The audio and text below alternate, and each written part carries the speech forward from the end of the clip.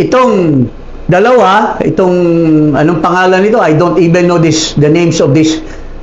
Saan ba galing itong dalawa nito? Mga kababayan?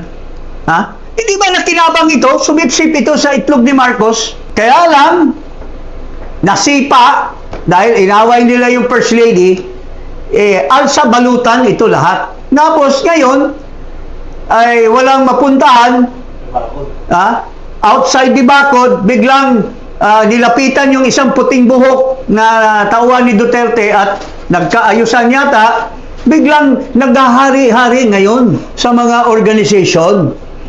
Tapos manglalait pa kay Senator Bongo, number 1 senator, at number 1 tauhan ni Duterte. Kayo, sino ba kayo? Senator, mukhang itong mga tauhan ni Vic Rodriguez, lalo na itong pangit na dito sa anong pangalan nitong vlog nila, iniintriga ka.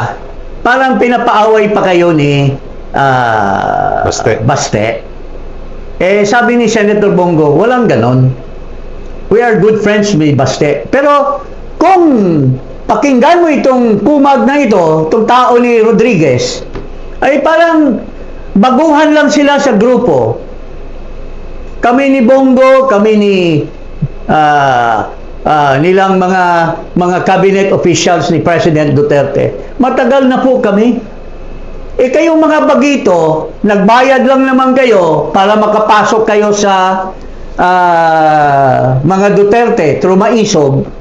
Nangiintriga pa kayo, mga walang hiya kayo. Pero akala mo kung sino magsalita. Ang yabang-yabang. Pakinggan mo nga itong babaeng itong na swangit din ang muka. As against, sinisira nyo si Bongo, iniintrigahan nyo pa si Bongo, na parang inirapan ni Baste. Hindi po totoo yan. Kausap ko si Bongo. They are best of friends ni Baste. Tapos kayo mga bagong salta lang sa grupo, mang-iintriga pa kayo between Baste and Bongo.